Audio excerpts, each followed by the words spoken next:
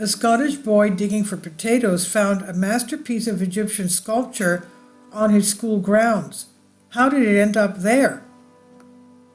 Archaeologists in Scotland may have finally solved the mystery of how ancient Egyptian artifacts that were unearthed in school ground between 1952 and 1984 became buried there.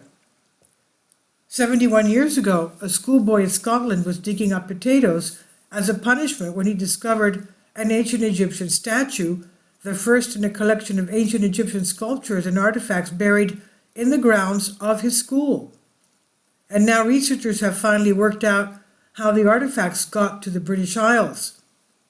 Between 1952 and 1984, several antique statues were found on the grounds of Melville House, a stately building in Fife County that lodged soldiers during World War II and later served as a boarding school. Teachers and pupils brought each new discovery to museum curators and experts who identified the statues as ancient Egyptian artifacts, but no one could figure out how they ended up there. And this is a fascinating collection, made all the more so by the mystery surrounding the origins in this country. Margaret Maitland, Principal Curator of Ancient Mediterranean at National Museum Scotland, where most of these objects are housed, said in her statement,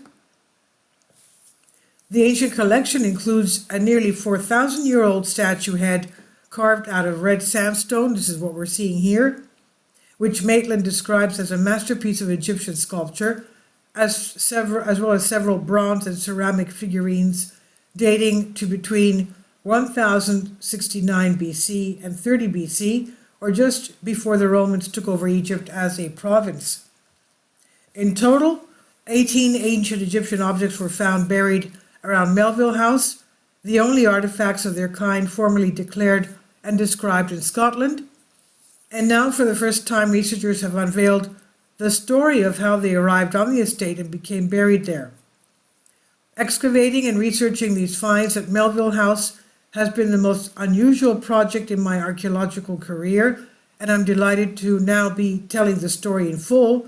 Elizabeth Goring, the former curator at the Royal Scottish Museum in Edinburgh, now the National Museum of Scotland, said in her statement.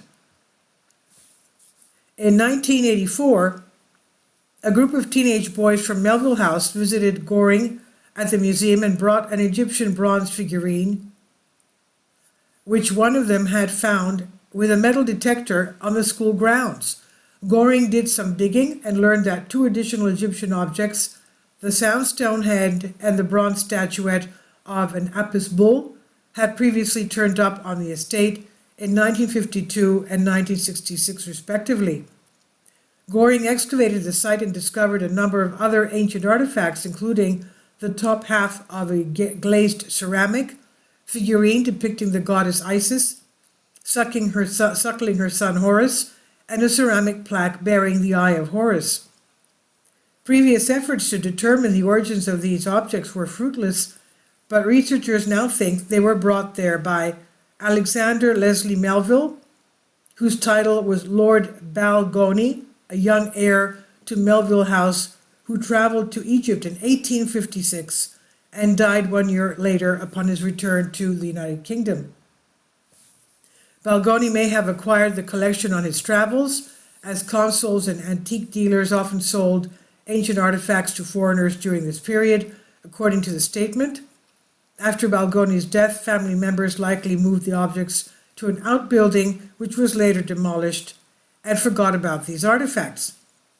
The discovery of ancient Egyptian artifacts that had been buried in Scotland for over 100 years is evidence of the scale of 19th century antiquities collected and its complex history, Maitland said. It was an exciting challenge to research and identify such a diverse range of artifacts. The fascinating tale of how Egyptian objects turned up at Melville House contains mysteries that may never be solved, Goring said. Their story will be published in an upcoming article in the journal Proceedings of the Society of Antiquaries of Scotland. This is by Sasha Parr on Live Science. Please leave your comments. Thank you for your support.